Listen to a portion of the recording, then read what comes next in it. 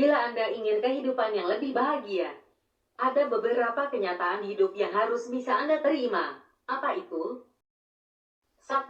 Tidak ada yang kekal di dunia ini. Berapa lama kecantikan pada seorang wanita bisa bertahan? Paling cuma puluhan tahun. Setelah puluhan tahun berlalu, seorang wanita sudah menjadi tidak menarik di mata lawan jenis. Ini adalah kenyataan hidup yang tidak bisa dilawan.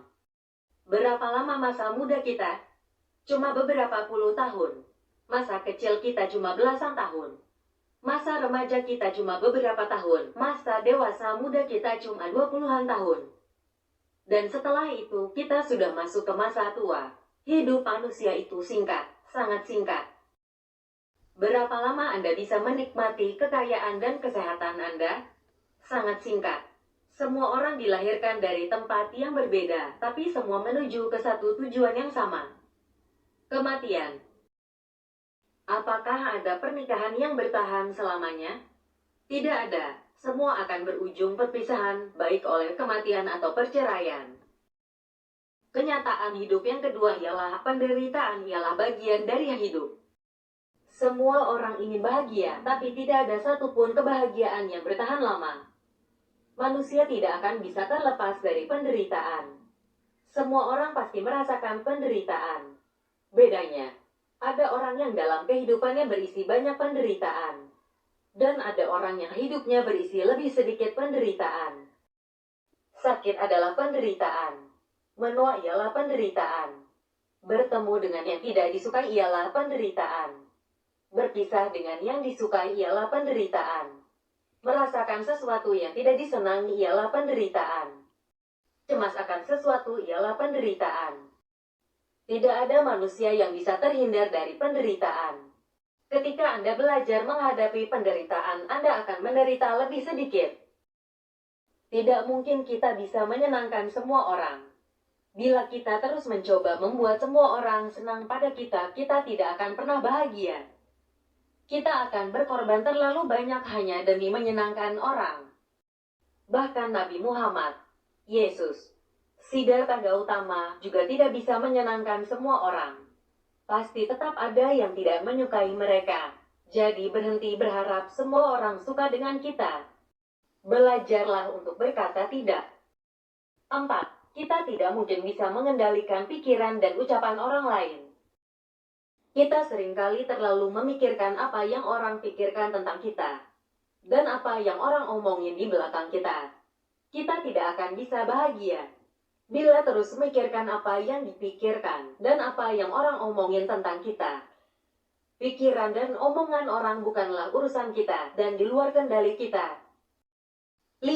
Kebahagiaan itu semu dan hanya sementara. Coba pikirkan pada hidup Anda. Apa ada kebahagiaan yang bertahan lama? Anda mungkin berpikir, makan makanan enak itu membahagiakan. Tapi berapa lama kebahagiaan itu bertahan? Sangat singkat. Setelah makanan itu masuk ke kerongkongan, kebahagiaan itu sirna. Dan setelah kenyang, apa makan makanan terenak sekalipun masih membahagiakan? Anda mungkin juga berpikir, kalau aku menikah, maka aku akan bahagia. Kalau aku kaya, aku akan bahagia. Kalau aku memilikinya, aku akan bahagia.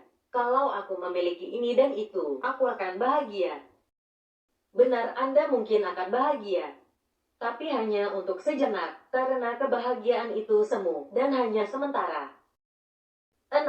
Sebagian besar penderitaan timbul karena kemelekatan atau keterikatan. Coba Anda bayangkan, bagaimana rasanya bila uang Anda diambil. Marah dan sedih, bukan? Sekarang coba bayangkan, bagaimana bila uang saudara Anda yang diambil. Bagaimana rasanya?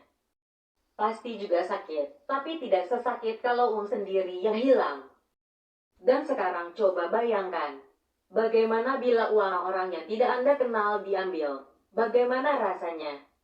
Mungkin Anda tidak akan merasakan apa-apa. Inilah yang disebut dengan kemelekatan. Kemelekatan pada keakuan, punyaku, saudaraku, agamaku, sukuku, kepercayaanku, anakku. Sebenarnya semua agama mengajarkan untuk mengecilkan atau melepas keakuan. Pernahkah dalam hidup Anda mengalami agama atau suku atau negara Anda dihina orang dan Anda juga ikut marah?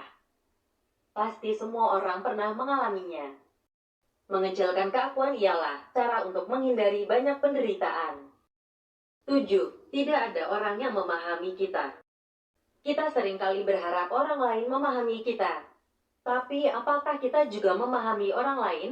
Apakah kita benar-benar memahami diri kita sendiri? Berhentilah berharap orang lain memahami kita.